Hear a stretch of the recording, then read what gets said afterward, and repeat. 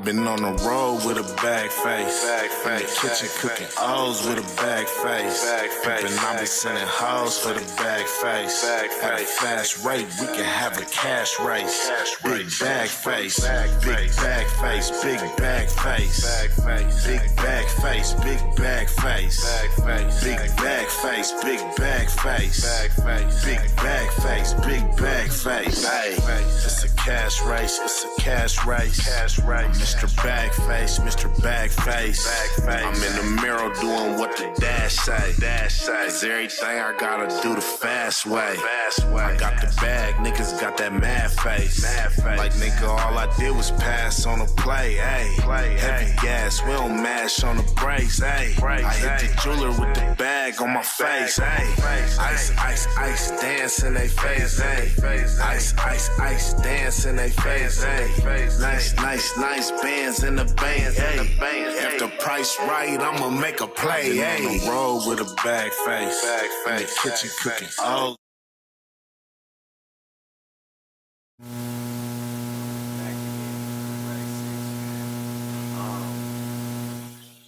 Today, man, I got a dope episode. I got my brother, my partner, man. You know what I mean? In my opinion, the dope in Colorado, man, one of the dopest designers, man, in Colorado, man. One of the dopest artists that came out of this thing. The owner of Young Amsterdam, like again, Fortune, FPL. I appreciate you very much. Yeah, welcome to the MACKIN In show. Happy to be here, man. Feel me? Yes, you know what I'm saying? I'm glad to bring you on. Yeah, I was checking out what you were doing, all the different guests you've had on the show, and then you're doing something super dope. So it's an honor to be on here. Yeah. Hold on, we gotta go. We gotta go to a quick break.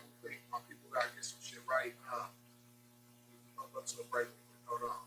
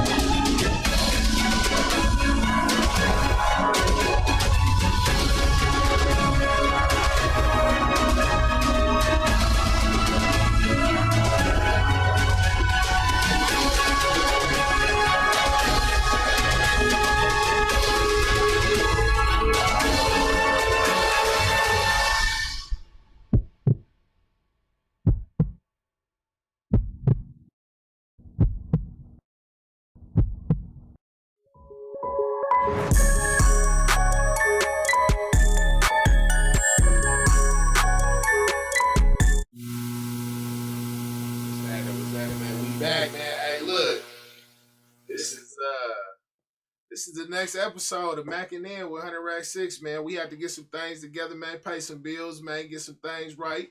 But we back, man. I got my guy, FL, man, from Young Amsterdam, YGAM. Good fortune. You feel me? What's happening, man? Welcome, man. Shit, man. Everything's everything, bro. Happy to be here. Appreciate you having me on. Yeah, man. I'm glad to have you here, man. You got a lot of dope shit going on right now. Absolutely. And we gonna touch on a lot of shit, man. I'm ready. I feel like ain't nobody opened up the can. I'ma open. I wrote many interview requests. You know, I kind of just stick to myself in my own little world. So. Yeah, man. So, you got your hands in a lot of stuff right now, from engineering, to producing to, you're creative right now. You designing shoes and clothes but we kind of want to know, how did you start engineering? When did you start and how did you start? That's a good ass question. To be honest, if we're really, when I started, we gotta go way back to like 12 years old. When I first started rapping. Okay. My mom got a like a computer. That was the first computer like my whole family had ever had, type shit. You know what I mean? And my cousin like put me on to rapping, and I wanted to record, but I'm 12 years old. I went with my mom to Western Stock discount, some stuff on this little computer microphone, like a little, like almost like what you would see at like a store where they call your name over the intercom. Yeah, that type of microphone. And I basically figured out how to find this app called Cool Edit to record myself at 12 years old. I was getting beats off mp3.com and recording myself 12 years old on this app called Cool Edit. Wow. And that's really where it started, man. And from there, I started recording, or started engineering, really just out of necessity. I ain't had no money to go to no studio. I ain't know nobody with a studio. I didn't know where no studio was. Yeah. And so, yeah, I just started just tinkering with shit. And then as time got on, I want to say I turned about 18 years old. At 18, I got shot. And it was like I was basically stuck in the house for a little while. And I was getting some money out the streets, and I decided to buy some studio equipment and just kind of focus on learning how to engineer my own stuff. And then I joined a group called Food Chain, and that's when I really just like started engineering for myself and others, and it really just grew from there. Right. Yeah. So you've been rapping and recording since 12 years old. So I'm 36 now. What's that? 22 years? Damn. I never knew that. I didn't know you was rapping since at a young age like that. Yeah. I didn't really like tell too many people. Yeah. Like it was something I shared with a couple of my cousins, a couple of the homies that was trying to rap. Okay. And during the summer we would just like gang up because my computer was in my mom's room. And she be at work and shit. So we would gang up in my mom's room and just be like recording raps. They sounded horrible. Everything sounded trash. But was your bars weak? Nah. You know what? It was crazy. Had bars, right? I did have bars since the beginning. Since the beginning. It was because I started writing first. It was just the mixing of it didn't sound right up to par. Yeah, the mixing was, I didn't know shit about nothing, you know what I mean? Yeah. So we're just recording vocals and playing them back, and they sound crazy over this little ass cheap mic. Right. You know what I mean? And we got these young ass 12-year-old voices, so yeah, it sounded nuts. But yeah, I always had the bars. I started writing before I started rapping. And I kind of got good at that part and then translated it to the music, to the actual beats and whatnot. At 12, that's crazy. I probably started rapping when I was like, I really started rapping more from a competitive type of area of me, because all my homies was rapping. Keezy, Swift, Tex. You know what I'm saying? So that was the young squad, and then I'm with them all the time though. You feel me? This was when I started rapping, right? I'm like, look, we are together.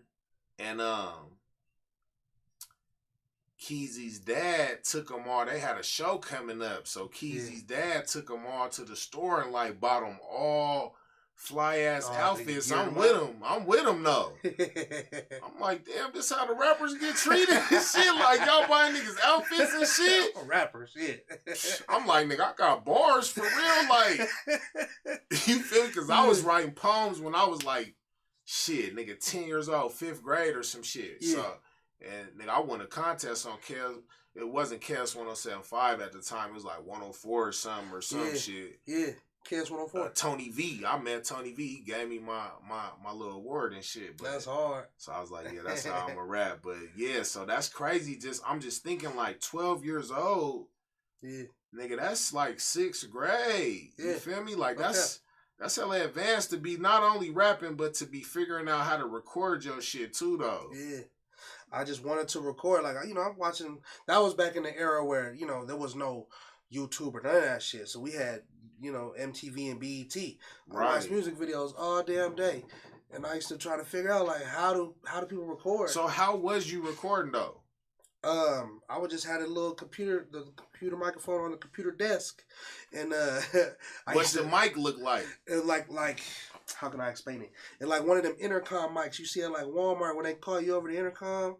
It was like one of them type of microphones. I've never seen it. Skinny. So. It's like a little skinny, like white microphone. Okay. So, yeah. But you just spit on that. See, and that's crazy because, like I said, when I was probably like, what, maybe 17 or something, 16, 17 when I wrote my first verse. Yeah. We was like rapping into like a karaoke machine. Man, I wish I had one of them at the time. You know, yeah, it was a mic, nice.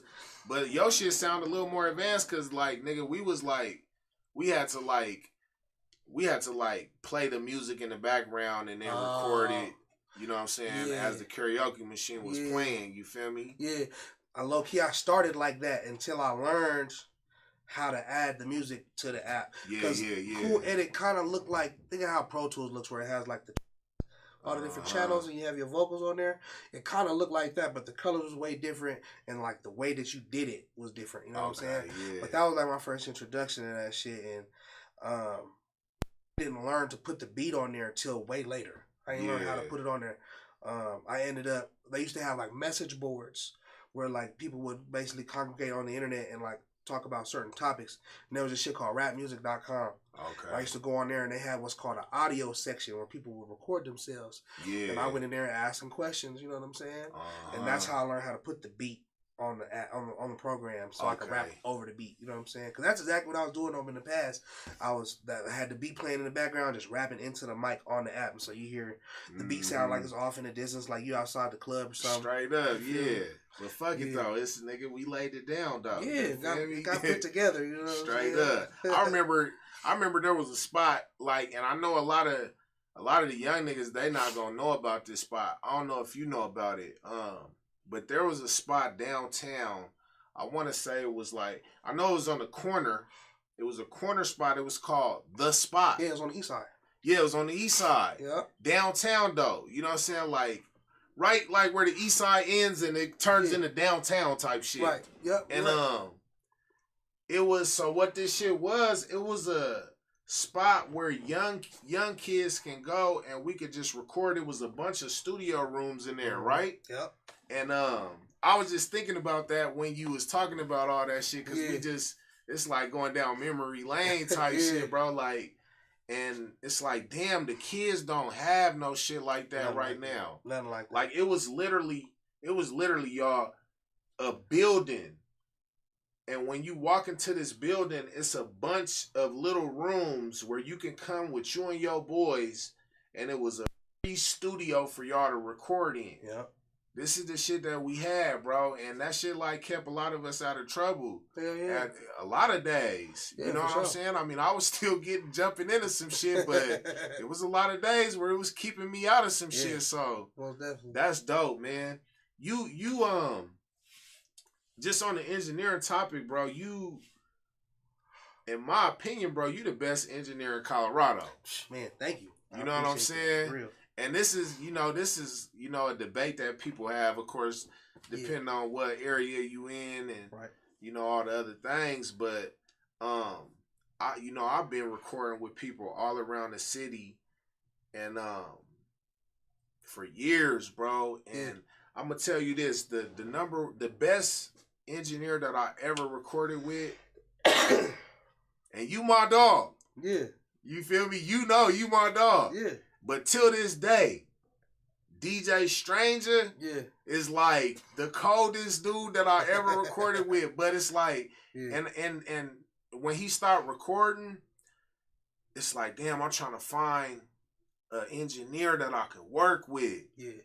And it was years, bro. It was years. And I had recorded with you before, but back in the day. Yeah, so when we was young, rapping. Yeah. And when I linked back up with you, it was like a whole nother level, bro. Like I'm like, damn. And and it's crazy because it's like you don't usually hear this type of sound from, and I hate to say it like this, bro, but just you don't hear the sound from a black dude like this. Yeah. You know what I'm saying? Especially in our town. Yeah. You know what I'm saying? Like usually it's it's white boys that got that ear, and that shit sounded crispy, bro. You know what I'm saying? So it's like you are like the first person, and I've recorded with people around the world. Yeah. You the first black dude that I done, encountered, black engineer that your shit is sounding crispy as hell, man. Like, tell us, like, how did you get to this point, to where it's sounding, this industry quality? Yeah. I want to say that I, too, have recorded all over the country, LA, Texas, Georgia, Florida, New York. I've engineered sessions, and I get that from all over. You know what I'm saying? Like you're really good. You know what I mean? And before you continue, would you agree with me that most of aren't black?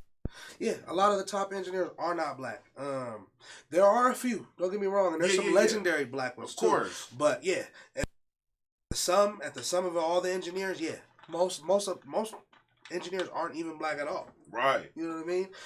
It's a very technical thing to do. You know what I mean? I'm tweaking knobs. I'm equalizing stuff. I'm compressing vocals. I'm doing a lot of different things, and that can be overwhelming. And it takes a lot of time and hell yeah, and studying. Shit. I studied pretty much everybody. Like I'm still to this day a student of the music. You know what I'm saying?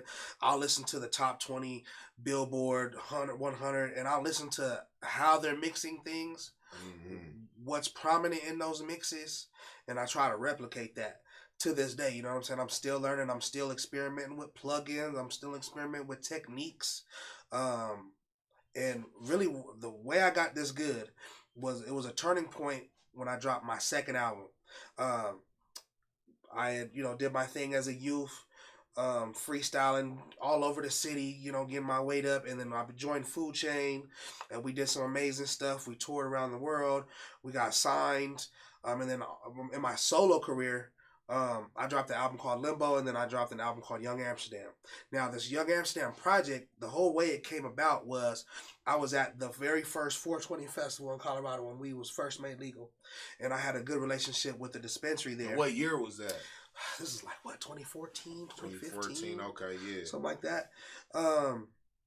And I had this really good relationship with this dispensary. And I had just got off the stage. I had just killed the shit.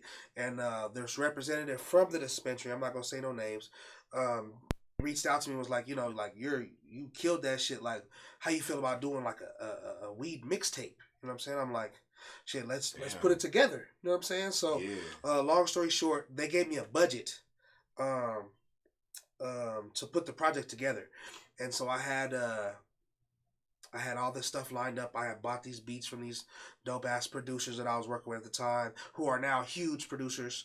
And I was working all these situations out with this dispensary and got sponsored. And then somebody that I was dealing with at the time kind of did some like backdoor shit and messed up my situation with the dispensary. So they gave me some money, but they didn't give me all the money. And my plan was with that money to get my album mixed by this top studio in Atlanta.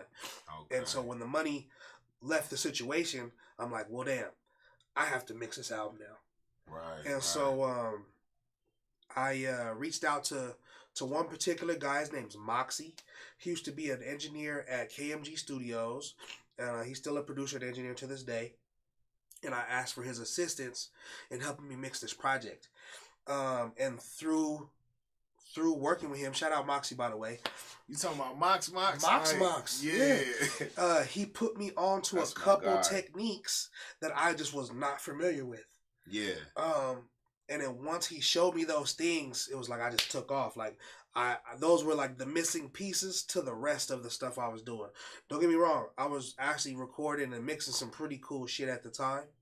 Like things were sounding good, but the way I got that competitive professional edge was through him showing me a couple things. And once I learned those things, I just built upon what he taught me. It was like certain terminology, certain ways to go about doing certain stuff, and then I just started doing my research, and then I just built upon that and just got super good at mixing from there. Yeah. From there, that was probably like 2016. By 2016, okay. I started really building on it and like have my sound down. You know what I'm saying? So at this time, 2016, do you have your studio yet? No. Nah. Nope. So when did you actually take it serious and jump into the whole studio thing, like having a location where you recording at? I believe it was 2017 actually. It was shortly after I dropped this project, and then I dropped another project called Mr. Freedom. And then after that project, I made a decision to retire from rap. I was getting older. I just turned 30 something. For me, my situation rap wise, I needed it to look a certain way for me to continue, and I really didn't have no options to make it that situation I needed it to be. Right. And so I just fell back on my next best thing. And I'll tell you what was the turning point for me deciding to be an engineer too. I had a session with Trev Rich.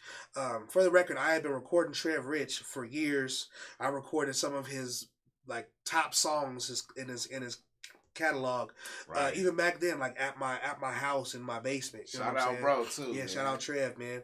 But I had this session with Trev. Trev had a feature from out of town.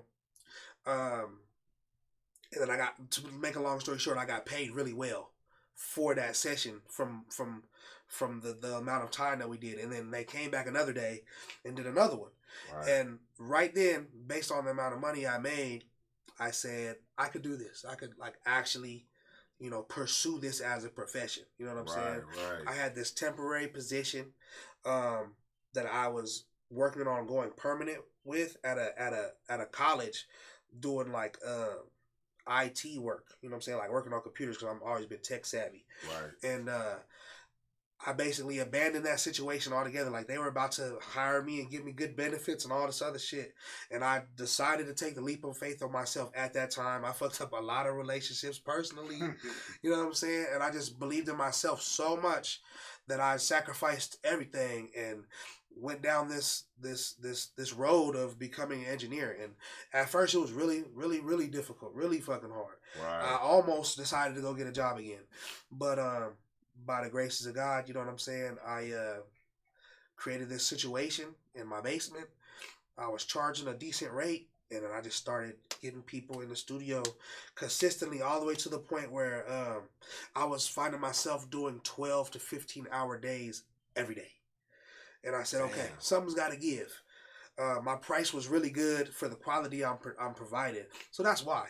And then so, I learned early on, when it's like that, you got to raise your price. You got to raise the ticket. You got to raise the ticket. So I did that. I saved about $30,000, and then I decided to buy a bunch of equipment and start my first studio there.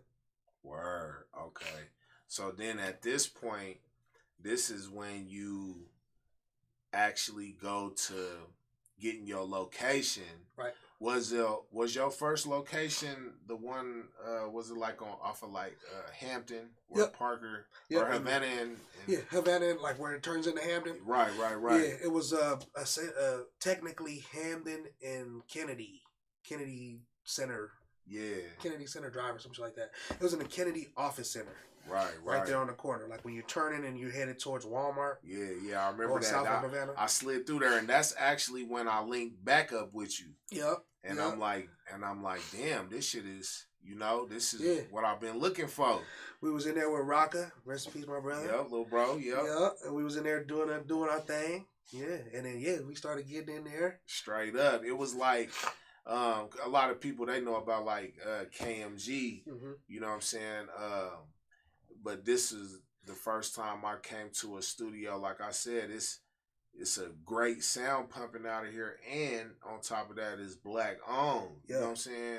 And it's a nigga that I done rap with, because we jumped on songs when you was in the basement. Yeah, in the basement. You know what I'm saying? Yeah, you feel me? So that was when you at first really jumped into recording, engineering. Yeah. So yeah, man, that was dope. And like I said, I was like, damn, I finally found an engineer that can make this sound come alive. Yeah. You know what I'm saying? I appreciate that. Bro. So, but you in this, and you creating your own studio, Young Amsterdam. Yeah. You had a bunch of engineers that and see, it takes this is a different type of skill, is to be able to teach your knowledge to other engineers. Right.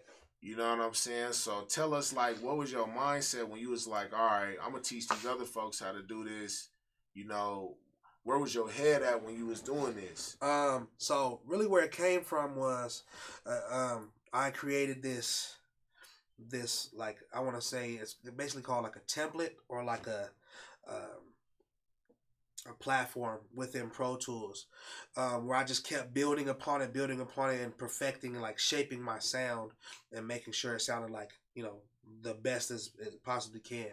And in doing so, I kind of figured I could actually educate others on how to do this, because I'm literally going through here and I'm updating stuff every day. I'm very versed in, using compression and EQ, and just like shaping how a song should sound. And so, using this template, I decided, because I was really, again, still very busy. I went from, doing 10 and 12-hour days to doing 8-hour days, and then it kicked right back up to 10 and 12-hour days at a higher rate. And I was spending entirely too much time in the studio. Didn't have time for nothing else. Tired than a motherfucker. Yeah, and I decided, okay, I can show a couple guys that I'm working with how to engineer. At this particular time, I had a pseudo record label kind of thing going on as well. I wouldn't really call it a record label. I just had a collective of artists that I got behind, and helped them with the experience that I had from being with Food Chain and doing my YGM thing. It just educated them on how to move. You know what I'm saying? Yeah. How to appear on the internet. You know what I'm saying? How to conduct yourself on social media. How to get shows, how to conduct yourself at a show, so on and so forth.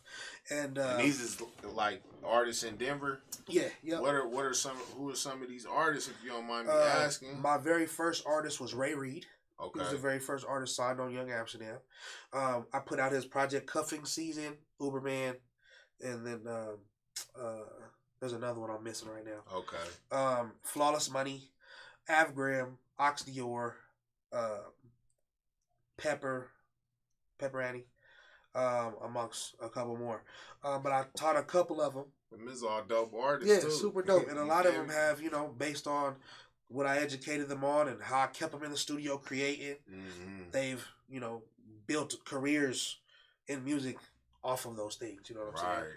Right. And then it was kind of out of necessity for those artists, I'm working with you.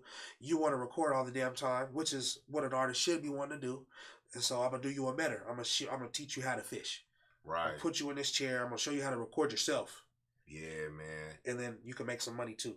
And that's one thing that I've always noticed about you too, man. Like, you've always, you had your artists that you was, they was from Young Amsterdam, and you know, you do that. You not just you bringing them to the water, bro. Yeah. You know what I'm saying? You're not just bringing them a couple fish to fry. Like, you Right. bringing them to the water and you showing them, Yeah. you know, how to record and, you know, how to run the whole template and all that. Yeah. You know what I'm saying? I want to empower people to, you know what I'm saying, to grow. That's what I did for myself. I unfortunately didn't have nobody to show me any of these things. No, we didn't have that. Yeah.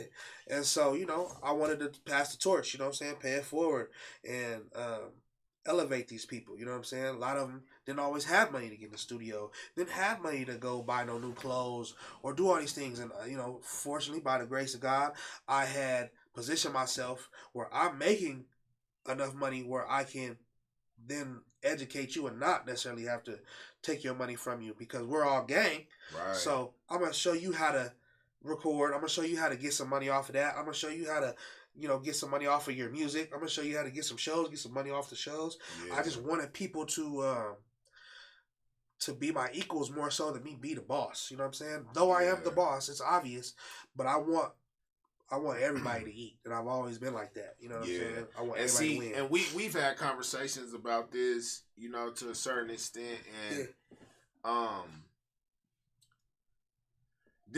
that's always something in Denver that, you know, it's like teams don't last too long. Yeah. You know what I'm saying? What would you say? What would you say is the reason why, you know, like, these artists didn't stick around and it didn't last? Like, why didn't it go to the next level? I think the simplest way to put it is the old saying, nobody's bigger than the program. Yeah. Due to me empowering these people.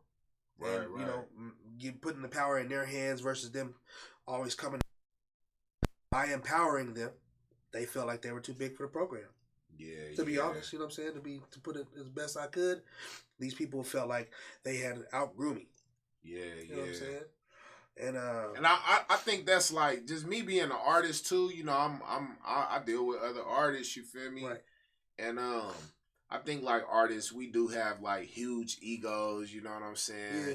I've always been a different artist where like I always had to invest my own paper. Yeah. You know what I'm saying? Like, and I'm investing hard-earned paper. You feel me? Like, I'm getting out here risking my life for this paper. You know? So, I never had a you know what I mean, to, like, give me free studio time, you know what I mean? Or show me, you know, marketing tactics. And, nah, you feel me? Like, I had to go spend $60 an hour. Yeah. You know what I'm saying? And I'm buying 20, 40-hour blocks. Yeah. Because I'm trying to get a deal. So, all right, you charge 60. Okay, well, what if I get 40, 50 hours from you? You feel me? Like, you know how I am. I'm breaking it down. You feel me? Like, okay, let's do the numbers. But, you know, I never had that, bro. You know what I'm saying? So, that's just a blessing in itself, just to, you know, have someone that's going to support you like that. But I do feel like, you know, that is one of the reasons why, like, you know, Denver, you know, we haven't like knocked the dough down yet, because we got a lot of talent out here on multiple levels, you know what I'm saying? Different type of genres and all that, you know, so that's something that, you know, we got to kind of tighten up. And I feel like now that we, you know, we're the older guys now, we the OGs, you know what I'm saying now. So I feel like we kind of got to step up. And I'm saying that because one of my young partners on Facebook, was it yesterday? I think it was yesterday. One of the homies shared a status. He like said some shit about some rappers, you know what I'm saying? And I shared it, you know what I'm saying? And then my young partner, he like, well, damn, bro. He like, shit, maybe y'all should help us young niggas instead of, you know what I'm saying, talking down on us. You feel me? And I'm like, all right. Maybe you right. You know what I'm saying? Like, we was different. We was built different. Right. When I was coming up, I came to my older partners and I'm, you know what I'm saying? Hey, put me on, bro. How you get on that tour? Can I get on the tour with you? Yeah. Where you record at? Can I come record over here? Yeah, you know what I'm saying? So, but it's like, we can't just completely close the door on these young niggas because they wasn't taught what we was taught. Right. You know what I'm saying? And if we truly care about the culture, you know what I'm saying, we got to kind of go back and try to throw the bone. Yeah, reach back. And you know, I'm one of the #1 advocates of fuck them.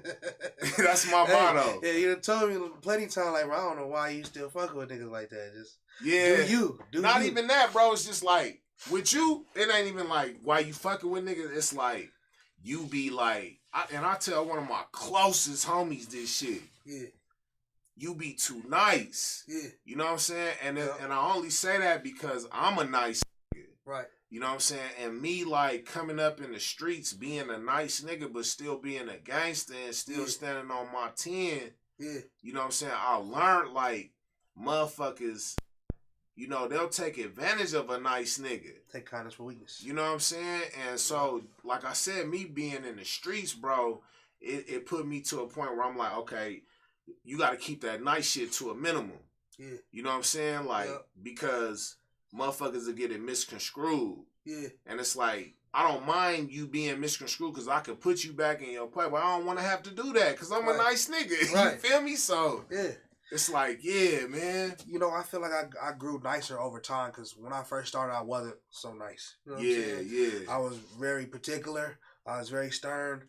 I'm charging for everything along the way. Mm-hmm. You know what I'm saying?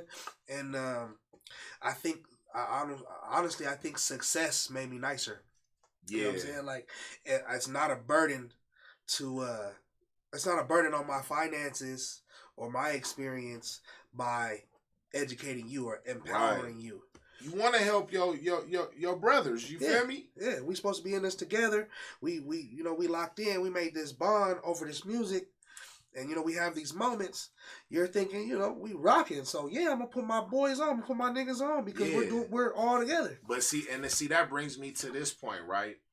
That brings me to this next point. And I've been this person, too, where it's like, I didn't want to, like, go in contracts with my people like that. And for some reason, like, black folks, we're taught, like, contracts are bad. Yeah, don't sign. Yeah, you know what I'm saying? Like, nah, don't do contract. So I'm like, nah, I don't want to go in business with my nigga. Like, I want to show him, like, this is just off of love. And, you know what I'm saying? Or my sister going contracts, love. You feel me? But it's like, nah. A contract, black and white, is just, okay, we going into business. Yeah. Now, let's get it. You know what I'm saying? Like, now, you protected, I'm protected. Let's get this money together. Yeah. You know what I'm saying? Right. And I think that's where, like, a lot of us lack at. For sure. Especially in the music business, out here. Yeah, oh, absolutely out here. You know what I mean? I feel like it's really just out here. Yeah. Because, if you go to, you go to LA, you go to New York, Atlanta, these big cities, this is the talk. Yeah. You know what I'm saying? Oh, let's break these numbers down. Split how many sheets. Points you getting on here, split sheet, all the shit. Yeah. You know what I'm saying? So, that's just something that we got to kind of, and like I said, bring me back to the point that I was on. We got to kind of take control of it. And, educate them on that part. Yeah, man. Yeah, and I totally agree with you. You know what I'm saying? I think that was one of the things I felt like if I brought contracts to the table to the people I was fucking with, that they would have been like, nah. Because that is the culture out here. You know what I'm saying?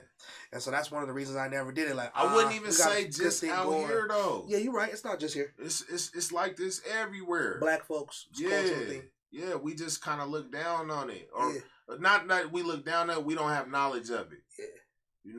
Yeah. So, but, yeah, bro, I think that's where we kind of, and I feel like if you had black and white with your artists before, it would still be flourishing. Absolutely. And everybody would be doing it. Be a totally different scenario. Yeah, man. Yeah. Yeah, I've been, and it's crazy because I'm performing at the Arizona Hip Hop Fest this weekend. Right. And I told you this story before. I was at the Arizona Hip Hop Fest performing maybe a few years ago, and it was an engineer from out there. Yeah. And he's recorded Lil Wayne, Yo Gotti, Jay-Z, like top dogs in the game. Yeah. Right? And after I perform and all that, he like, you know, he come up to me, hey man, your shit hard, bro. Like, whoop whoop. He like, but let me ask you something. Who's your engineer? Yeah. You know what I'm saying? Yeah. I'm like, oh, my dog FL. Yeah. He like, man, he's dope, man. He needs to be in Hollywood. You know what I mean? Like, this is what he tell me. Yeah. You know what I'm saying? So that's a blessing. That speaks for itself, bro. Like, your sound is dope, man. You work with some of the dopest artists out here. What are some names, you know, of some mainstream artists that you work with? Boosie's artist T-Rail, Dave East, Sauce Walker, this dude named That Mexican OT. He's in the Latino market. He's doing views. He's doing numbers. I work with several artists from Duct Tape, Trouble. I work with I'm on a song with Trouble. For real? Yeah. That's hard. Me and Rockers. Oh, that's hard, man. Yeah, me and Trouble on the hook together. That's Send them hard. racks. That's hard. Yeah. Alley Boy and Trouble came to the studio and rapped and shit. Okay. Alley Boy actually didn't rap. He was arguing with somebody on the phone, but Trouble did. And who else? The boy from SOB RBE. Man, to be honest with you, I don't even remember all of them. Damn. I've worked on movies and all types of shit. Horror movies. I worked on Fast and Furious twice. Right. Damn, for real? Twice, yeah. Like mixing? Yeah. No cap. Yeah, 2 songs. One of them was a reference song that I was doing with an artist for it, and then the first time though, they reached out to me to mix a song. That's big. Yeah, it was super dope. Damn, so a couple songs on Fast and the Furious. Yeah, I don't know. Well, the second one, it's still in the works. They haven't put out the next one, but it was for that one. But the last one, I believe it did. Are you supposed to even be talking about that type of shit? Probably not. Probably not, but you know. So look, nigga, we got some inside info. You know what I'm saying? Yeah, get some secret sauce over here on the Mackin In show. I've done some cool shit. I've done so much, man. I don't even remember everybody. Yeah, to be honest with you, bro. You know yeah, man. You got your hands in a bunch of shit, bro. You designing shoes. These are actually some of the shoes sitting on the table right now, man. Some more shit, man. We gonna dig into some more shit after this break. We're gonna go to a commercial, pay some bills, and then we'll be right back on the Mackin In show with FL. Yes, sir.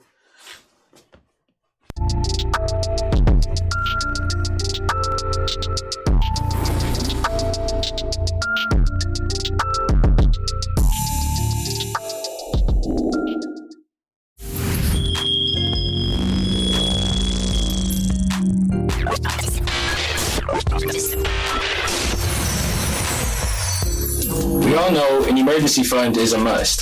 Start small, but think big. It's recommended to start your emergency fund at $500.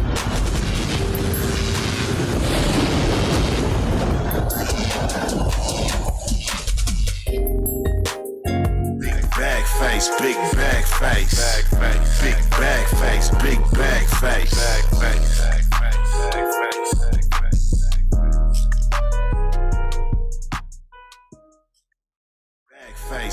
bag face,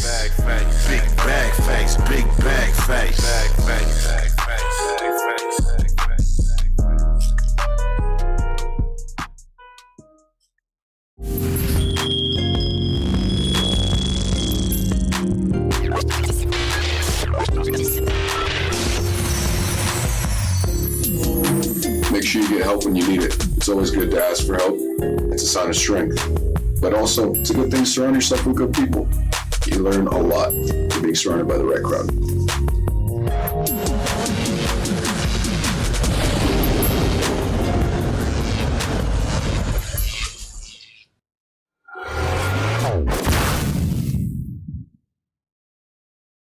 bag face, big bag face, big bag face, big bag face, big bag face, big bag face, big bag face, big bag face.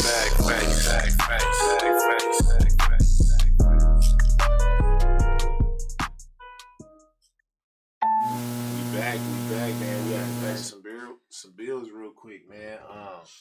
I got my guy FL from Young Amsterdam, man. Yes, Good sir. fortune. Yes, sir. We've been campaigning a little bit. We jumping into these shoes, man. Yeah. These good fortunes. Yeah. This is big, bro. Like, Thank you, bro. since I met you in high school, Yeah. you know what I'm saying? Like, you've been into like customizing shoes and shit. Yeah. A lot of people don't know this, and I tell people this all the time, bro. Like, when you see a nigga getting some money off of something, it's a lot of people's automatic. They automatically want to jump into it. Oh, he getting money. Let me jump into this too. Let me try to get some of that money. Yeah. I tell people this shit all the time, bro. You gonna get money off of what you love to do. Exactly. You know what I'm saying? And you can't just jump into something Hell no. out of from a competitive area of you. You gotta come at it from love. Yeah. And when you coming at it from love, money is gonna always come to you. It's just gonna come. Yeah, naturally. You know what I'm saying? So, tell us about, not only you coming up customizing shoes, what made you want to start customizing shoes, but jumping into creating your own shoe, and not only that, but a premium quality shoe like this. For sure. So really it all started like 2001. I never had no Jordans or nothing like that coming up as a kid. We just couldn't afford them shits. And then 2001, I started high school, and I started getting some money out the streets, and I was able to buy my own Jordans. And like when I was able to buy Jordans, I became absolutely obsessed with shoes. Yeah. Obsessed. And I was also good at playing basketball. I was a good hooper. And so I got You sponsored. was not a hooper, I was a good now hooper. you I got swear. sponsored by Nike. I was that good. I was that good. I got sponsored by Nike. What? No cap. Swear to God. Hand to God. And as a result of getting sponsored by Nike, I got invited to sample sales. They were held in the Janus Funds building off Colorado Boulevard. Like Nike sample sales. Nike sample sales. Okay. I had to show up at 5 in the morning. They don't know what a Nike sample sale is. Tell them. What a sample sale is Nike as an organization, they put out products before the release date to consumers that they choose to see how they like the products, and then if people are fucking with them, then they mass release it. So I go into this building, and there's only one pair of whatever shoe it is, and it's only size 9 men's. There's not a 9.5. There's no full size run. It's just one size 9. And whoever gets it, that's what they get. You know what I'm saying? And so I got invited to several of these, and that really took my obsession for shoes through the roof. I was getting Jordans before release dates. I was getting them for half the price as retail, and I just simply infatuated with them and started collecting shoes.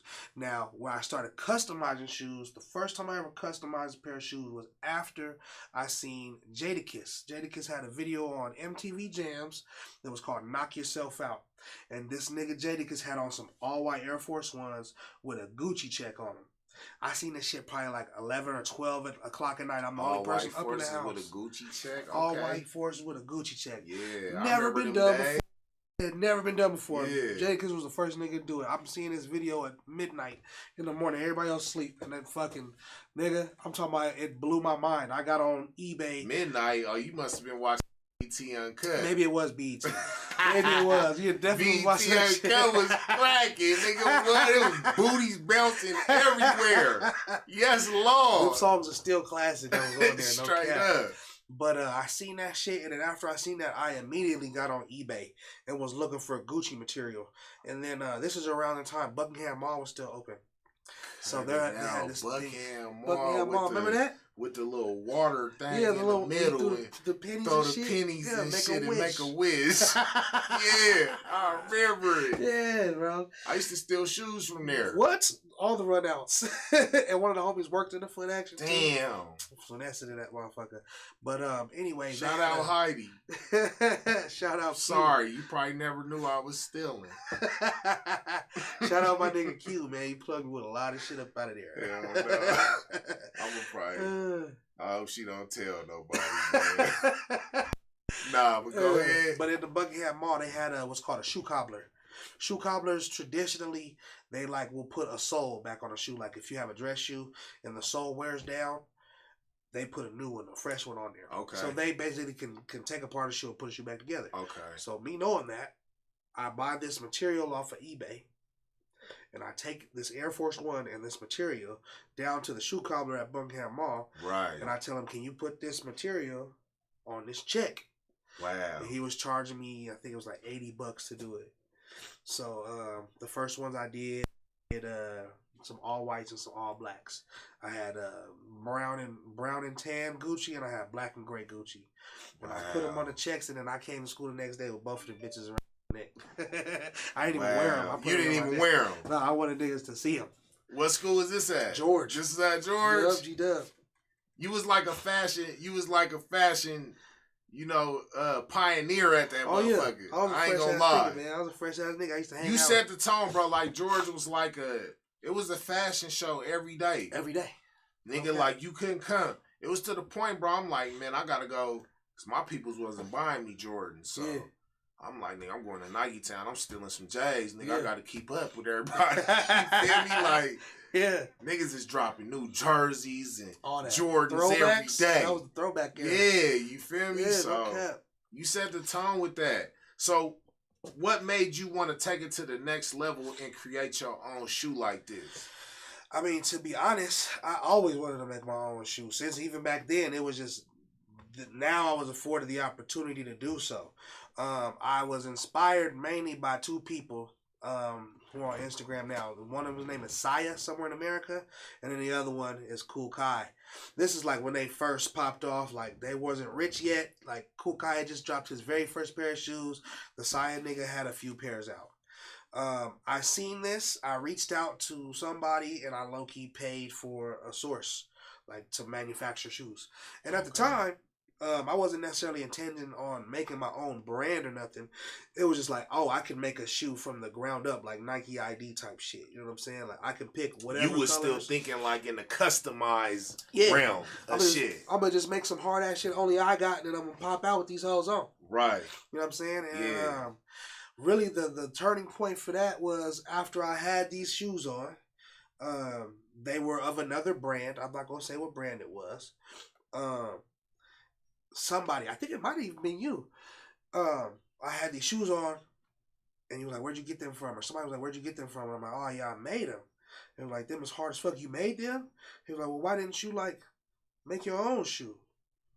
Was it the Bapes? I think maybe it was. Yeah. That was probably me. You know, I'm Yeah. a business minded ass He was nigga. like, why don't you just make your own shoe? Right. Like, damn. That shit hit me like a ton of bricks. Like, damn, you right. Uh-huh. Maybe I should. And so I went on this Because it journey. was so quality. So Yeah. let me tell y'all, let me break it down for y'all. Like, so the shoe that he talking about, right? And like Sauce Walker got some of these shoes right now. Like y'all done seen Sauce Walker blast some of this nigga shit multiple times. You know what I mean? So the shoe that he talking about, like I said, he's been in the customized realm since high school. You feel me? So it's a Bape. It's a Bape shoe. Right. But you're not gonna find this shoe on, none of the Bape side. Nobody's gonna have this shoe. You see what I'm saying? This man designed this shoe, and it was so crazy. Like I remember being at the studio and everybody sliding through, like, nigga, where'd you get them Bapes from? Yeah. Oh, I made these. Like, these is customs. Like, I made them. Niggas is trying to snatch them off your feet. My feet. Okay. Sauce Walker snatched them off your feet. Yeah. You know what I mean? Yeah. So, but this is how dope they was. Like, and I'm talking about premium quality. The quality on these shoes is better than Bape. Yeah. Better than Nike. Yeah, genuine leathers. We're using better rubber soles. Yeah. Every aspect of the shoe is just like of a higher quality. And I'm like, it could have not been higher quality, but I'm such a stickler. I'm getting samples and sending the motherfuckers back. Like, nah, you gotta do this. Nah, you gotta do this. I make motherfuckers go to the warehouse with all the materials and put me on FaceTime. You know what I'm saying? I need to see this. Okay, yeah, I like this one. Right. I'm finding out terminologies of shit and just building my knowledge, and then it was like, yeah, I could make some shoes. Straight up. I can make some shoes. And like I said, you've always been a shoe head, like, you know what I mean? Yeah, this is all strictly out of the love and just passion of having shoes for so long. Yeah, you know you didn't jump into this shit like trying to get no money. Nah, I was making some shit for myself, and then like I said, I think it was you. It was like, well, shit, why don't you just make your own shit? Yeah, let's get some money with this shit. Very straight up. And then look, 2 years later, here we are. I worked on this idea and the branding and the design language and my silhouette and the shape and materials for 2 years. Yeah. And so one of the there are other black designers, right. shoe designers, right? Correct. And before I jump into that though, I want to kind of touch on this subject because a lot of people might look down on these shoes, and not only these, but like Kukais and right. Sayas somewhere in Americas. These are very influential parts of the shoe game and the sneaker community, and these are black designers, right? And so a lot of people might look down on these shoes because they like, oh, they look like Jordans, yeah, or they look like Dunks, or he's biting Nike, right? You know what I mean? But before you elaborate on it, I kind of want to touch on it. Like,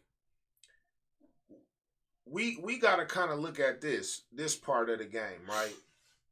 Black people, we buy a majority of fashion. We're responsible for the majority purchases of fashion. Like 70% or something crazy. Yeah, it's like a stupid number. Yeah. Like, if we was to stop buying all of these people shit, Nike will go bankrupt. Facts. Balenciaga, and we're going to jump into them in a minute. Yeah. You know what I'm saying? Yeah. But, all of these companies will go bankrupt because we're the ones buying this shit. Right. So it's like, I'm so in support of black designers. For sure. Because we're taking the money from their pockets and we're redirecting it into ours. Yeah. And then here's the other part about that. I'm a student of design and fashion as well, not just the music. And the number one silhouette that's been inspired other shoes is the Jordan 1. And honestly, myself, Kukai, Saya, we're not doing anything different than Virgil did. Like literally no difference. Yeah. And for those of y'all that don't know who Virgil is, this is the designer of Off-White. R.I.P. to Virgil too. Yeah. But what he did with Louis Vuitton, what he did with Off-White, what he did with Nike, his shoes for Off-White and for Louis Vuitton are inspired by Nikes. Right. You know what I'm saying? They're based off of a Nike design and then they tweak it and adjust it so that it fits this different brand. And that's no different from what I've done with this. If you look at it and you pay close attention, you don't even really gotta pay close attention. It does not look like a Jordan in a lot of respects. You know what I'm saying? Right. It is its own thing. And I want you to elaborate on that part because this jumps into the legal realm of things. Yeah. Because, if you was to completely bite, a Jordan 1, right, they can come after you. Right? Yep. So with this shoe, you kind of tweak some things on it. Oh yeah, I tweaked a lot of things on it. So yeah, like explain to the people like what did you tweak on it to make it to where it's like they can't come after you for some shit like this. So when it comes to trade dress copyright, if you look at an image that's been registered with the trade dress, they have bold lines which identify what is trademarked. Yeah. So as an example, the Nike check itself, the shape of it, how it looks, that's trademarked. Maybe how this ankle strap goes, how it goes over this particular piece right here. Those lines are trademarked and you can't copy the design to a T. What I did was, which is legal, you change up to 10% of that design to make it your own. And that goes with anything, not just a shoe. That goes with a shirt, with a car, with a number of things. And so that's how GTA was able to put cars that look like Chargers and Challengers. Oh, okay. Because they adjust certain things like small shit. Obviously it's a Challenger. Obviously it's a Charger. Put a different logo on it. Yeah, put a different logo on it. Maybe change a couple contour lines, and then you can legally use it. Damn. Okay, I didn't know that. And so that's what I did. I spent a lot of time and effort to bring familiarity out of the shoe, but if you look at it, it's not a Jordan. You know what I'm saying? There's this ankle strap, how it has this detached piece right here. Obviously, this star, the amount of points that are on the star. My heel counter right here, it's a double heel counter, which is not on the Jordan. The star tucks behind this ankle counter, and then there's some couple other accents like the toe and where you lace it up. Beyond that, there's a few more other things that I've done with the shoe to make it my own, and I've actually even gone further with how the silhouette looks, and you'll see that with the neck strap. Yeah, man. So I think that, that's a lot of people don't know that about the shoe game, man. The real sneakerheads, people that's really into these shoes, man. It's a whole nother realm of shoes that people don't know about. Yeah, it really is. Like, people is stuck on, the Jordan numbers that are dropping every month in Foot Locker, but the real sneakerheads, like, we are on a whole nother level of shit. A whole nother wavelength. You know what I mean? Like, there's Wahlburger 4s and Snorlax 4s, and like, they're doing a lot of shit with the Jordan 4s now.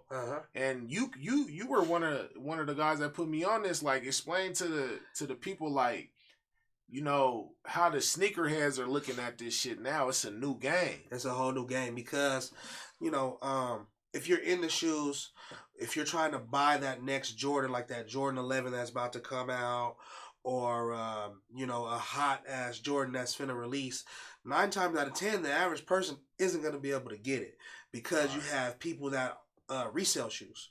They literally have, like, computer bots set up to, the moment that the sale goes live, add it to a cart and pay for it within 2 seconds of the product being live. And what that does is it prevents people like myself who just want to wear the motherfuckers from getting them. So you got guys who then, they buy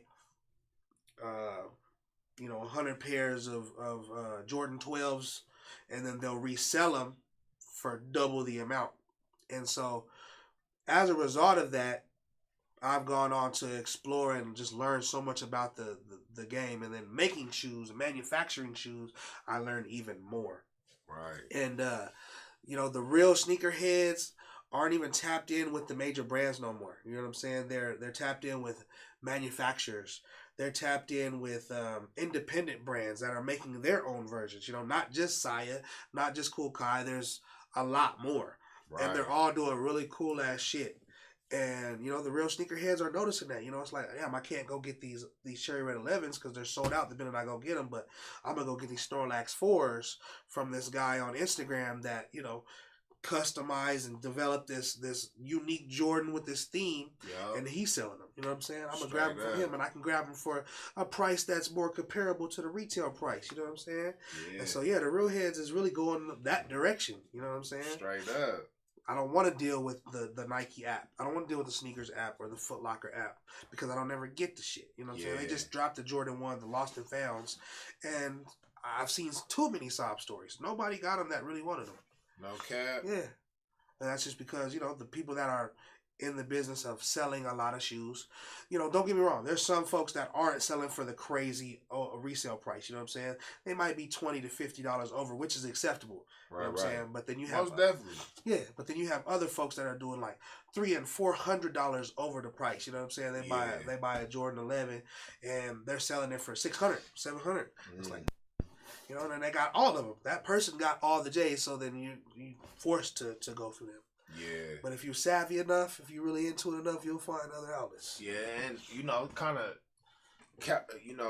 capitalizing on that, man, and just letting everybody know if y'all need those shoes, I can get them for y'all. I am the shoe plug. You feel me? So, Mack in with me if you need some kicks. You feel me?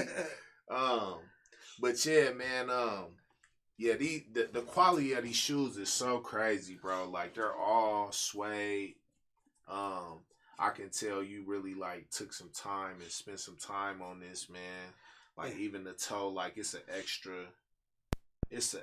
layer of suede right here. Like, just to give some variety, just add some sauce to it. Yeah. Yeah, man. And like you said, the quality is A1, like, and no detail, you know what I'm saying, was like there by default. I literally chose every small detail, you know, what color the back tab's gonna be, what color the inner sock liner's gonna be, what materials, how thick of the material is gonna be, you know, all that. Every single detail was mulled over and presented to my manufacturer so that there was no room for error. You know what I'm saying? And this is like a, you know, this shit is like a.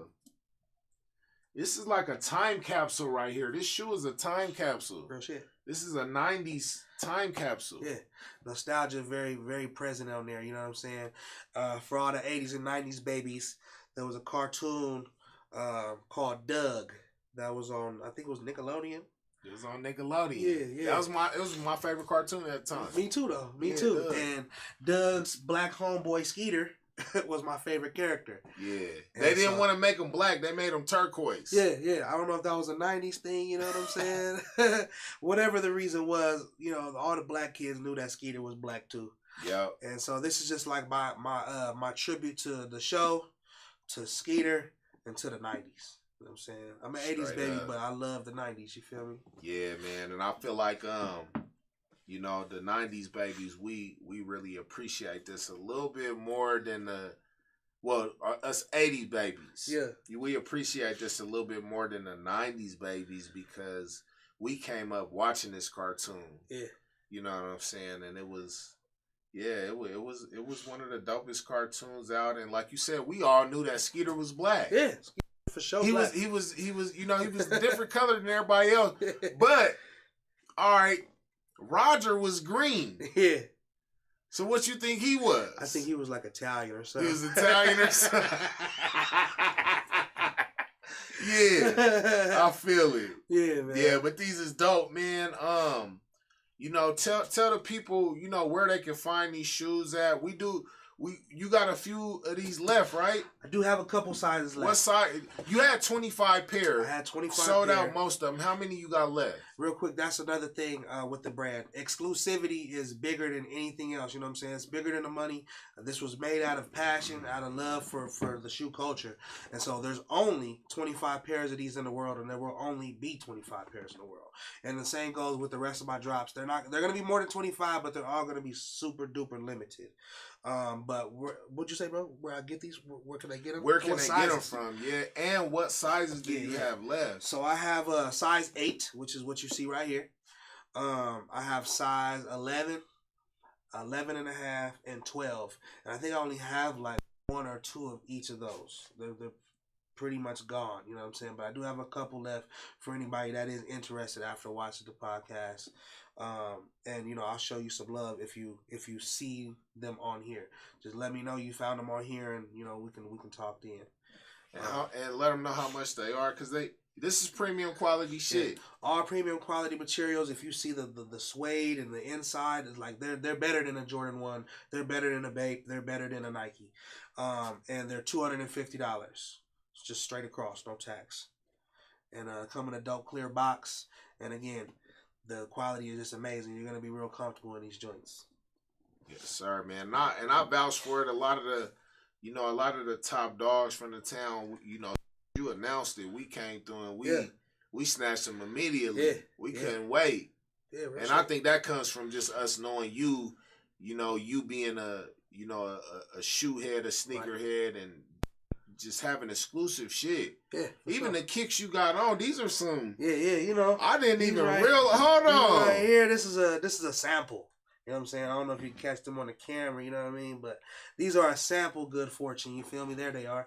This is a sample that hasn't been released. I might not release, you know what I'm saying? That's crazy. You acting stupid today. And you know, shout out to all my real homies who, you know, are supporting the brand. And have their own brands as well, like my guy boy. I wanted to come from a different angle and provide shoes versus clothes. You know what I mean? So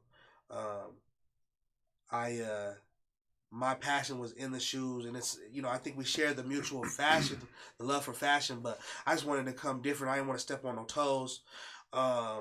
and I wanted to kind of complement what everybody else is doing with what I have. You know what I'm saying? Right. And yeah, I love that, bro. I love what you just said. Like, not even just the stepping on toes part, but just like doing something that you love to do. Yeah, I'm staying in my lane. You know what I mean? Staying in your lane. You feel me? Like, because one of the things that bothers me, and I know you probably like may have dealt with this too. Like, when I started my brand, I've always had people like come to me and ask me, "Hey, can you hook me up with your manufacturer?" Mm-hmm. Or show me how to do that. You know, I want to start my own brand. Yeah. And it's like, damn. Like, nigga, do you know how much money I've invested into learning the things that I've learned? Man. I done pay for flights, pay for conventions to go to sit down and for 8 hours and learn the terminology, all of this shit, and walk around a big ass convention center, and my motherfucking feet hurt from walking all day, and I'm talking to manufacturers, and nigga, no. At all. Nigga, you know what I'm saying? Red. Yeah. You know, but it's even a different, it's like, damn, bro, like, you want me to just show you how to be my competition? Exactly, bro. You took the words right out of my mouth. And I don't necessarily understand that. You know what I'm saying? Even when I had seen and was inspired by Cool Kai and Saya, I already had the passion for the shoes built in. It was like, niggas are making shoes now? I gotta get in. Yeah. And it's not like I reached out to them directly like, hey, put me on. I did the research. You know what I'm saying? I looked it up, I found out, and I paid my way in. I paid the cost. To get my way in there. I've spent thousands upon thousands upon thousands upon thousands of dollars to get to this point. You know what I'm saying? I definitely haven't made what I've put into this. Yeah. And there's no way I could just give you all the info, give you all the goods after I worked so hard to acquire this knowledge, to acquire the ability to put a shoe together. It's like, damn, support a nigga first. It's kind of like a slap in the face too, man. Like, yeah. Like, damn, like your first instinct is to call me and ask me how can you start your own shit instead of buying one? Yeah. You feel me? Come get down. Come damn, on. My baby. All right, I see how we playing. Yeah. You know what I mean? But yeah, man, I love to give, my people they flowers, bro, and that's what the MACKIN In show is about, man. And you definitely deserve your flowers on these, bro. And the city behind you, man, and we gonna build on it. You know what I'm saying? This is something big. I don't know if y'all know who Cool Kai is, and Saya, and there's plenty other of shoe designers, black shoe designers that are dropping shit, and they towns is supporting them to the fullest. Even people in our town is supporting them. Yeah, hell yeah. And I've seen some people with some cars. And this quality of this shoe is same quality, if not better. I want to say better. You know what I mean? Yeah, I've seen other people's shoes where like they squeeze the shoe, right? And this whole sole bend. Yep. This motherfucker does not do that. Oh God. This is like that was on purpose. You know what I'm saying? Yeah. I made sure. I don't need none of that. I need all high quality everything. Don't short me nowhere. It costs a little more to do that. Oh yeah. Yeah. Oh God. Even like the material changes and all that shit I did, and the type of material. How much material? I paid a lot more extra than probably Cool Kai and Saya do. You know what I'm saying? To be honest with you, straight up. But it's worth it to me. It is. It's worth it, and it's because of love. Exactly. You know what I mean? Yeah, it's dope, man. Good fortune. Do you got an Instagram page that can check you out on? I do have an Instagram page. I took all the content down from this release because I'm readying up my next release. But the Instagram is Good Fortune 303. Good Fortune 303. Next release is coming soon, and all the info that you're looking for the next release will be on that Instagram. Good Fortune 303 on Instagram, man. Make sure y'all tap in, MACKIN, man. Yes, sir. Dope designs, man. I'm gonna let y'all know, man. He gave me a little preview of the next design. It's a Valentine's Day drop. Yeah. Yeah. Oh my God, this shit is crazy. Yeah, and for this first drop, I didn't actually offer women's sizes, but for the next release, I am offering women's sizes, and it is for Valentine's Day. So, fellas, get you and your girl a pair. Ladies, get you and your man a pair. You know, and celebrate the holiday with us. Yes, Sirski. Yeah, man. The Valentine's Day drop is crazy, bro. Like, Super dope. I can't wait for it myself. Me neither. I'm gonna go ahead. I might give you my money before you leave, just to lock my shit in. You Yeah, feel me? it's in production, so yeah, it's coming soon. Yeah, man. So kind of, you know, we in the fashion realm, man, and you as big as into the fashion as I am. Yeah, hell yeah. And it's a current event that kind of shook up the world a little bit recently, man. Balenciaga did some weird shit. Some super weird shit. And it's even crazier because this came after this whole, you know, not scandal, but this whole ordeal with Kanye and Balenciaga and Adidas and you know, it's a lot of crazy shit going in the world right now getting exposed. And real shit. This was really weird to me because, you know, they involve children into this. And so just to give y'all a breakdown of what went down, man, Balenciaga released the ad. And in this ad, they displayed children, you know, wearing Balenciaga clothing, but they had teddy bears that were, you know, had, you know, dominatrix type of outfits on, and it was very sexualized. These children were sexualized in these ads. And once someone zoomed in on the papers that were sitting on a table on one of these ads, and on the paper it was an actual case. I don't know the actual case that it was, but on this paper it's a part of the case that was a child pornography case. Yeah. And the guy beat the child pornography case. Yeah. That shit is crazy to me, bro. I just wonder, like, what could you be insinuating with that? And you know, Balenciaga, they released the apology, you know, and they said, you know, we apologize about this, and, you know, we didn't know that the photographer was doing this. And then the photographer comes out and said, I didn't have nothing to do with this.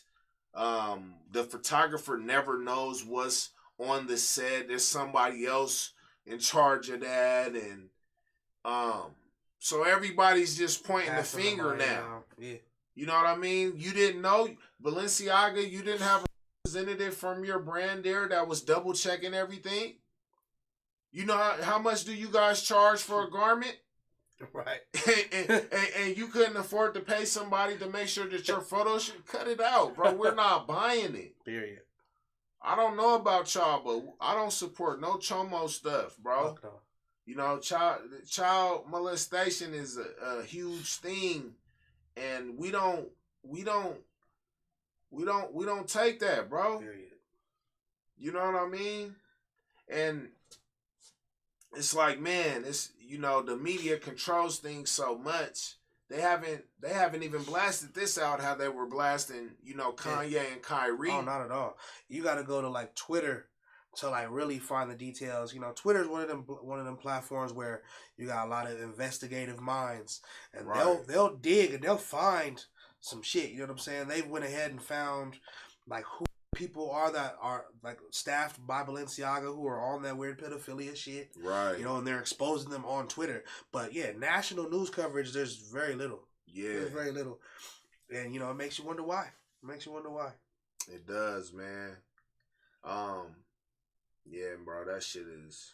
It's sick, bro. That shit is fucking despicable, bro. Y'all ain't heard that word in a while. Despicable. That shit is fucking despicable. Man, they had an image of a little girl laying on her stomach with her legs crossed, and they had teddy bears with like dominatrix outfits on, bro. There's no way to spin that.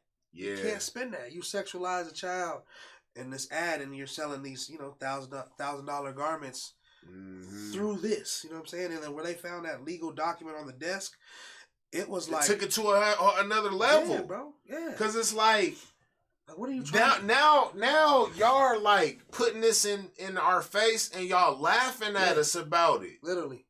Like, yeah, we'll put it in y'all face and there's nothing that y'all can do about it. For real. So, bro, that shit just it bothers me, bro. I encourage anybody who's interested in that story, look it up because there's a lot of details on it. Twitter is where you'll find a lot of that shit. It's really sick, bro. And I don't, Kim Kardashian, she's like, she hasn't decided to condemn them yet. She wants to have a conversation with them. Like, what do you want to talk about, man? And that sucks for like I hate to see that because I love Balenciaga. I loved Balenciaga. I was wearing designer shit. You know what I'm saying? 7-8 years ago, and Balenciaga was my favorite one. And now it's like I could never put on no more Balenciaga after that. You was fucking with Balenciaga way back then? Yeah. No bullshit. Yep. Balenciaga Arenas, the Peleas Gomez, like early. I can show you pictures. I got shit on my Instagram from like 2016. I just recently started fucking with Balenciaga. You know what I mean? But yeah, bro, definitely not no more, man. I never bought no Balenciaga shit. I wanted to. Yeah. I definitely wanted to buy a couple things, but I just never for some reason I never came around to it. Yeah. I always loved the Arena. The Arena, you've seen it before. I've worn it before. But that shoe is like what got me started on like designer and like French design for shoes and shit like that. Okay. Balenciaga. I wasn't really fucking with Gucci. I had some Louis before, but Balenciaga just spoke to me like the way they was doing their shoes. So I was rocking with their shit. I bought triple S's. I bought models before that. I bought a $2,000 fucking windbreaker. All that shit. You know what I'm saying? Yeah. But never again. I've been really into Dior. Like, I love what Dior doing and shit. Dior's killing it. You feel me? But, yeah, man, fuck Balenciaga, bro. I that shit really bothers me. You know what I mean? That people aren't, bringing this shit to the forefront of what they do. It's the world is changing, though. It's like people like us, people like, people that run their podcasts, man, we kind of in control of the media now, and that's what, that's what like people like Kyrie and Kanye is proving right now, man. Yeah. Like, we don't need CNN and Fox and NBC. Like, the young niggas don't even watch that shit. People is on YouTube now. For real. You know what I mean? So it's all streamed. If they don't wanna bring it to the forefront, we all will. You know what I mean? And we'll let y'all know what's going on, man. We ain't fucking with Balenciaga, bro. That shit's nasty. Real shit. You niggas is weird. Disgusting. You know what I mean? But yeah, I wanted to touch on that because I feel like every episode I kind of want to put everybody on some current events that's going on, and let the world know what's really going on out here. Right. But getting back to you, man. Before we get out of here, you've been speaking of Food Chain earlier, which is a group that you were involved in. Mm-hmm. I've been seeing you working with like Mike Coates again and Moheed. Ask for help.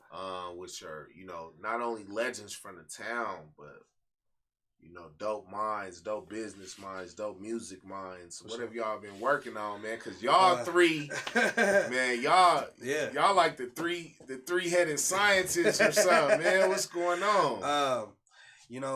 We've really taken like the creative approach that we had with Food Chain back all those years, and we're applying it on the production side, behind the scenes now, and just helping elevate certain artists. You know what I'm saying? I'm working on a lot of R&B right now, as is Mike, as is Moheed.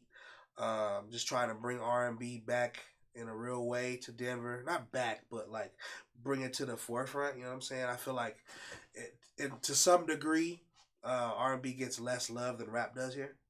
And so just working with a bunch of dope R&B singers, both male and female, in tandem. So like Moheed and Mike are producing beats. I'm mixing the records. We're coaching and having writing sessions.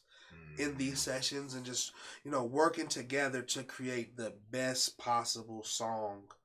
You know, necessarily focused on the big picture like the project. We're focused on the now. You know, we're in the studio. Bro's got some dope ass beats. We got this dope ass microphone and engineer setup. Let's just cook. Let's cook and let's create, you know, from a real genuine space of just wanting the best for the music. You know what I'm saying? Yeah. No egos. Just going in there and just creating. You know what I'm saying? From a very pure place. And doing that with Mike, it feels natural because we've done it for so long. You know what I'm saying? And the same with Mohit. Yeah. You know, and it might be a time where Mohit makes the beat and then Coach might sprinkle some extra stuff on there, or vice versa. You know what I'm saying? And we're all working together with an artist. You know, maybe working on a bridge. Say this, or you know, maybe we should take this part out. You know, that type of thing. Just really just building. Yeah, just building it. You know what I'm saying? And slowly, we're not rushing anything. You know what I'm saying? We're going in there and we're just looking for the best effect for the music. You know what I'm saying? What's gonna make this song sound the best? And then working in that way, compared to how I typically work in a studio environment, it's way more fulfilling. You know what I'm saying? Yeah. I love to be able to spend that time to tinker with the song and really bring out the best. You know, a lot of rappers, they'll come and they'll want to do 1 hour. You know what I'm saying? And they want me to record every part and mix it and do all that in 1 hour. They're trying to make that little that's $75 worth. Make that motherfucker last. You know what I'm saying? They make everything there sound like Twister. Getting that shit off, huh? For real. That's funny as hell. There's nothing wrong with that. You know what I'm saying? We still you know, I've seen some dope ass songs come out of that 1 hour session. I've been balling on a budget too, man. It's all good. Yeah, I see some dope shit come from that, but if I had my choice on how to work, I would much rather do what I'm doing with Mike and Mohit. You know what I'm saying? Yeah. Be able to sit with the music and just create and make it the best thing possible. I think that's probably funner for you because not only can you know satisfy your engineering you know, Jones, but then you can also satisfy your creative Jones too. Like, absolutely. You know what I mean? Naturally, I'm just like a very creative person, and I'm in this space of creativity. Like, that's what I want to do more than anything else. Yeah. Just be creative, whether it's music, whether it's design, you know what I'm saying? Whatever it is, if I can just take the time to create and like enjoy myself with it, that's exactly what I want to be. I'd rather be there than anywhere else. Yeah, bro. And I think y'all on the path that y'all need to be on, bro. And we talked about this before too, like you know, developing a writing group. Yeah. A Colorado writing group, because we ain't gonna leave the other cities out. We fucked the Springs. And I seen a nigga on Mile High Minute say he was from the hoods of Boulder the other day. Oh shit! You feel me? We fucking with Boulder too, but I don't know if it's no hoods out there. I'm not familiar. You know what I mean? But we fucking with you too, though. Yeah, hood or not. Fort Collins and all that. You know what I mean? But you know, we've talked about like building a writing team, and you know, along with some of the other top dogs out here, Trev, and you know what I mean. You know, some producers, dope producers out here too. And I think you know, it's coming.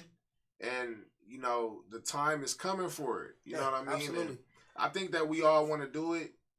You know, all of the, you know, we OGs now when it's a lot of young talent out here that we can, you know, be of assistance to them and they can be of an assistance to us. For sure. You know what I mean? So I think everybody just has to be open to the idea of, you know, making it together. Sometimes in rap, egos can play a big part. You know what I'm saying? I've worked with artists where, you know, I may make a suggestion on a bar and they'll completely ignore that shit. You know what I'm saying? Right. And that's fine. It's your artistry. But again, for the best possible song, for the best interest in the music, sometimes it's okay to take those, you know, those pointers. Yeah. And maybe what is suggested isn't it, but you can build upon it just by having that dialogue. Yeah, because you know, what people don't understand, a lot of artists don't understand, is that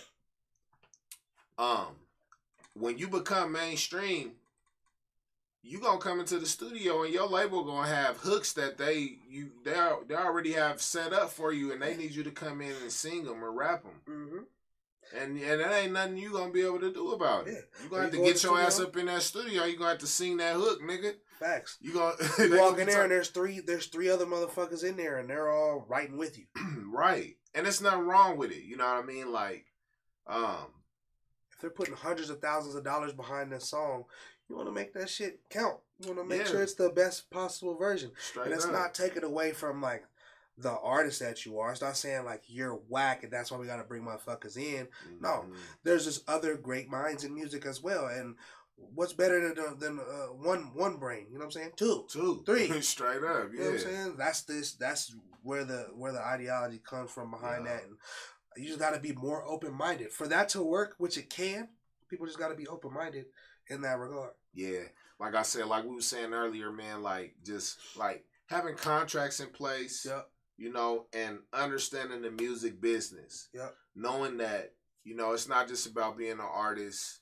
You know, there are multiple aspects to the music industry and everybody plays a part. Every piece works together to make this machine run. You know what I mean? So, we getting there though. We getting there and you know, us older niggas, us OG, we gonna help y'all out. We gonna help the young niggas out and we gonna, you know, present our knowledge to y'all and we gonna build together with y'all, man. Sure. You know what I mean? Man, FL from Young Amsterdam, man, good fortune. Yeah. You know, he brought the shoes through, the Good Fortunes. Y'all can find these on, what is it, Good Fortune 303, that's the Instagram. Yes, sir. If y'all need some studio time, man, where can they reach you at to get some studio time? Reach me on Facebook or Instagram. They're both f.lawless. That's FDOTLAWLESS. You know, just tap in, man. We'll figure out when to get you in and get your music done right. Get your music done right. It's not only myself. I have two other engineers. Both are also super dope. Shout out to Ghost and Namek. Treat your music with the utmost. Make the best possible record. You know what I'm saying? We'll try to bring whatever's in your head to life. And I vouch for that, man. Like I said, dopest engineers in the city, man. And thank you, bro. You know what I mean? That means a lot, man. Y'all work with, you know, just name a few of the artists that you work with from the town, just so they know, like, this ain't no... Trev Rich, AP, A Meezy, Rachel Bailey, Danae Simone, HUNIDRACK6, Ray Reed, Flawless Money, Ox Dior, Av Grimm, J Triple, I mean, shit, you name it, man. Like, anybody that you are familiar with in the city's music, I probably recorded them at once upon a time or was behind their project in the last year or two, for sure. Shout out to A Meezy. He had Protect Your Energy. That was album of the year last year in Westward. That was mixed and mastered by myself and YJM. So we're locked in with the big boys, but you know, we look out for the little guy too.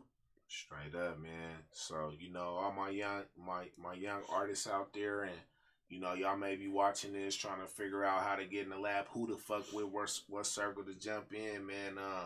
This is the guy, man. If you want to get that sound and, you know, that industry quality sound, this is the guy to come to. You know what I mean? So yeah, man, Young Amsterdam, Good Fortune. He told y'all where to reach him, man. We want to thank y'all for macking in to the Mackin In show. You know, special guest FL today. And we'll be back next week. Next week, we got my guys from High Grade Syrup. It's a THC syrup, locally made, locally manufactured. That's hard. So yeah, man, I might need to pull up for that. Hey, yeah, we gonna pull up, man. Pull up, bro. They gonna bring us some samples to pull up. Yeah, and bring the Sprites and the Fantas next week. You feel me? Yeah, man. So tune in next week. Don't forget, man.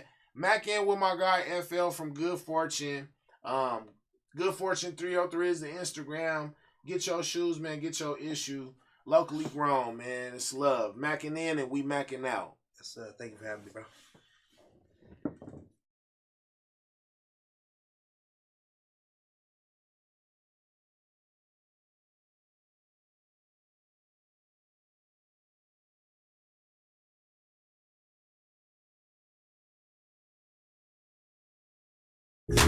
But also, it's a good thing to surround yourself with. You learn a lot from being surrounded by the right crowd.